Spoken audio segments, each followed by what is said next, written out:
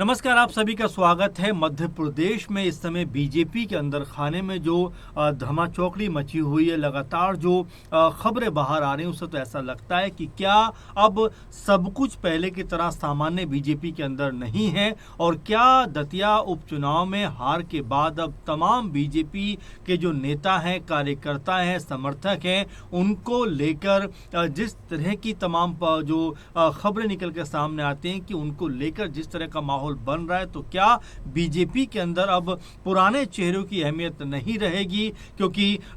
जिस तरह नरोत्तम मिश्रा को लेकर ये लगातार कहा जा रहा है इशारों इशारों में कि अगर यहाँ पर बीजेपी प्रत्याशी यानी आशुतोष तिवारी की हार हुई है तो उसमें बीजेपी के एक बड़े नेता कहने के जिम्मेदार हैं। बीजेपी के आला जो बड़े दर्जे के नेता हैं वो कहीं ना कहीं इस सब में जिम्मेदार हैं और ये तक कहा जा रहा है कि नरोत्तम मिश्रा इसके पीछे एक बड़ा नाम हो सकते हैं, क्योंकि ये तक कहा जा रहा है कि नरोत्तम मिश्रा का जो बाढ़ है वहां से भी बीजेपी चुनाव हार गई और इसी बात को लेकर अब लगातार तूल पकड़ता हुआ पूरा मुद्दा नजर आता है कि क्या यहां से नरोत्तम मिश्रा की जो राजनीति है वो पूरी तरह से स्टॉप हो जाएगी, क्योंकि उन्होंने पहले ही इस बात को कह दिया कि अब मैं सक्रिय राजनीति में नहीं रहना चाहता। लेकिन जिस तरह के आरोप अब उनके ऊपर लगते हुए दिखाई पड़ रहे हैं,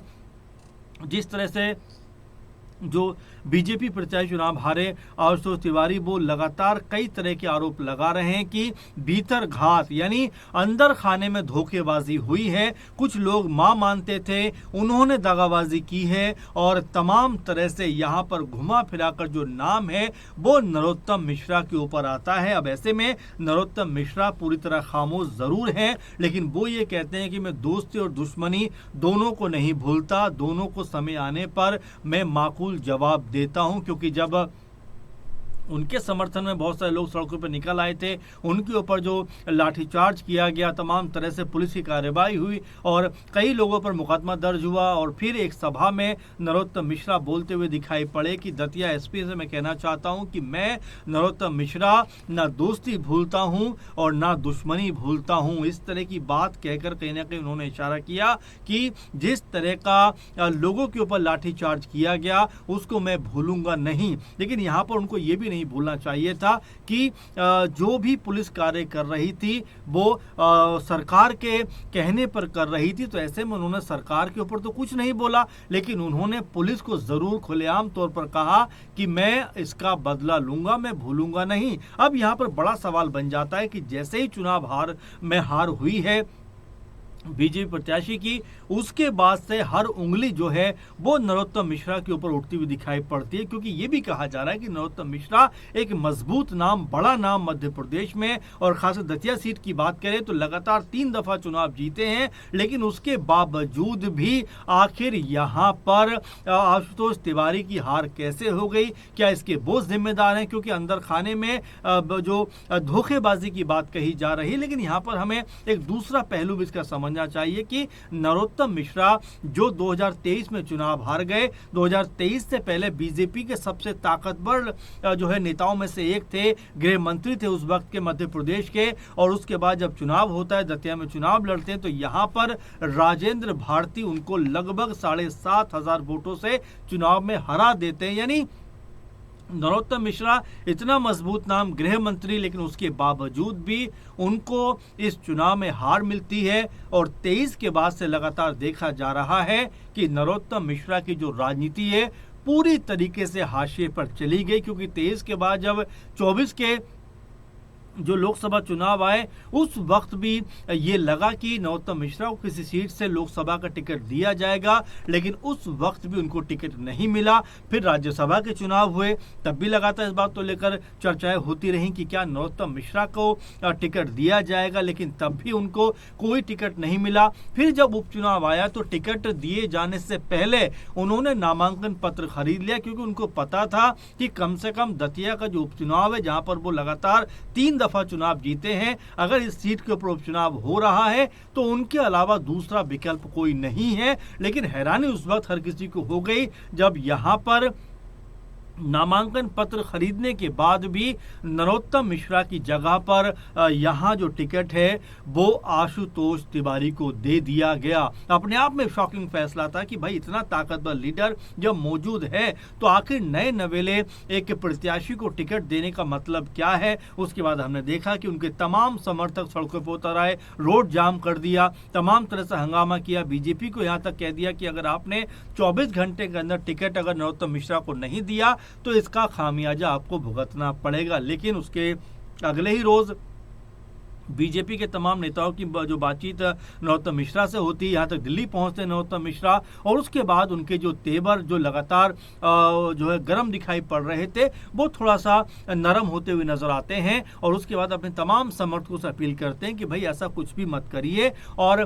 फिर वो चुनाव प्रचार करते हुए दिखाई पड़ते और ये तक कहते हैं कि मैं घर घर जाऊंगा, वोट मांगूंगा और बीजेपी प्रत्याशी आशुतोष तिवारी को चुनाव जिताऊंगा। लेकिन ये बात कहते कहते वो मंच पर ही रो पड़े, उनको कई लोग संभालते हुए भी नजर आए, और ऐसे में ये कहा गया कि उनके आंसुओं को देखकर उनके जो समर्थक थे वो काफी ज्यादा जो है गुस्से में भी आ गए, काफी ज्यादा नाराज भी हो गए कि आखिर उनके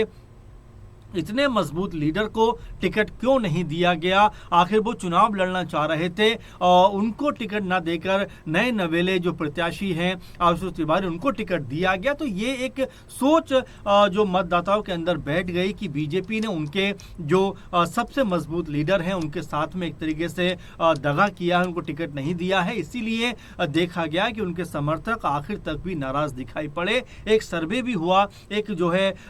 सर्वे के दौरान भी बहुत सारे लोगों ने ये बात तक कही कि दादा यानी नरोत्तम मिश्रा चुनाव में नहीं है, इसलिए वो उत्साह का संचार चुनाव प्रचार में दिखाई नहीं पड़ रहा। क्योंकि आखिर तक भी लोग ये सोच के बैठे थे कि अगर नरोत्तम मिश्रा को टिकट दिया जाता तो कुछ और माहौल यहाँ पर बनता हुआ नजर आता, लेकिन ऐसा नहीं हुआ। अब जबकि ये फैसला हो चुका है, रिजल्ट सामने आ चुका है कि कांग्रेस पार्टी के घनश्याम सिंह ने बीजेपी के आशुतोष तिवारी को लगभग 6000 से ज्यादा वोटों से हराया। इसका मायना कहीं ना कहीं ये निकल कर आता है कि बीजेपी अपने लिए वो माहौल क्रिएट नहीं कर पाई। अब अगर नरोत्तम मिश्रा से ही सारे सवाल जवाब करने हैं तो बीजेपी के बाकी जो नेता चुनाव प्रचार कर रहे थे, क्या उनसे भी कोई जो है पूछताछ की जाएगी, क्या उनसे भी कोई जो है इसके ऊपर नजरिया उनका लिया जाएगा। क्योंकि ज्योतिरादित्य सिंधिया चुनाव प्रचार कर रहे थे, शिवराज सिंह चौहान प्रचार प्रसार कर रहे थे, मोहन सिंह यादव प्रचार प्रसार कर रहे थे, यानी बीजेपी के तमाम बड़े लीडर प्रचार प्रसार कर रहे थे नरोत्तम मिश्रा के अलावा। लेकिन उसके बावजूद भी अगर बीजेपी को इस सीट के ऊपर हार मिली है तो क्या कारण सिर्फ नरोत्तम मिश्रा ही है या वजह कुछ और भी है, ये भी बीजेपी को कहीं ना कहीं देखना पड़ेगा। क्योंकि नरोत्तम मिश्रा जैसे अनुभवी लीडर जो 3 बार दतिया पर चुनाव लड़ चुके थे, उनको टिकट ना देना ही क्या पार्टी के लिए सबसे एक खराब पहलू बन गया। क्या पार्टी को ऐसा नहीं करना चाहिए था कि जो नरोत्तम मिश्रा है उनको ये टिकट देना चाहिए था। अब ऐसे में तमाम तरह के सवाल उठते हैं कि 2-2.5 साल का कार्यकाल बचा था तो क्या नरोत्तम मिश्रा को ये टिकट नहीं दिया जा सकता था। क्या उनके समर्थक इतना नाराज रहे कि उन्होंने बीजेपी के जो प्रत्याशी आशुतोष तिवारी का साथ ही नहीं दिया। क्योंकि आशुतोष भी यही बात कह रहे हैं कि भीतरघात कोई ना कोई उनके साथ धोखेबाजी हुई है। तो यहाँ पर जिस तरह के शब्दों का वो इस्तेमाल कर रहे हैं तो क्या वो खुलकर ये बात कहना चाहते हैं कि नरोत्तम मिश्रा के जो समर्थक हैं उन्होंने उनका साथ नहीं दिया। क्या वो इस तरफ इशारा करना चाहते हैं? क्योंकि जिस तरह से बयान दे रहे हैं कि कुछ लोग मां कहते हैं लेकिन फिर धोखेबाजी भी करते हैं, तो उनके बयानों में कहने का जो इशारा है वो नरोत्तम मिश्रा की तरफ दिखाई पड़ता। अब इसके बाद समीक्षा बैठक होगी और ये भी कहा जा रहा है कि नरोत्तम मिश्रा के ऊपर दिल्ली से यानी आलाकमान से कोई बड़ा फैसला होता हुआ दिखाई पड़ सकता है। अब ऐसे में नरोत्तम मिश्रा जो पहले ये बात कह चुके हैं कि भाई अब सक्रिय राजनीति में मैं आगे नहीं बढ़ना चाहता, बल्कि मैं जो हूं एक कार्यकर्ता के तौर पर बीजेपी जुड़ा रहना चाहता हूं, तो क्या अब उनके इस जो उन्होंने बात कही है उस पर भी रोक लगती हुई दिखाई पड़ेगी। तो तमाम सारे पहलू इस पूरे के पूरे मामले पर दिखाई पड़ते हैं। लेकिन ये मानकर चला जाएगा कि बीजेपी के अंदर खाने में आपस में जो ये पूरा मामला है वो विवाद जो है वो लगातार तूल पकड़ता हुआ दिखाई देता। अब इसको लेकर आप क्या सोचते हैं, आप कैसे देखते हैं कि क्या यहाँ पर नरोत्तम मिश्रा को पार्टी से बाहर ही कर दिया जाएगा या इसके अलावा कोई बड़ा एक्शन लिया जाएगा, क्योंकि बीजेपी आला कमान जो है वो इसके ऊपर फैसला करने वाला है। अब आपको क्या लगता है कि नरोत्तम मिश्रा के साथ में बीजेपी क्या कुछ करने वाली है? अपनी राय कमेंट बॉक्स में जरूर लिखिए। फिलहाल के प्रोग्राम में बस इतना ही। आप लगातार जुड़े रहें। नमस्कार।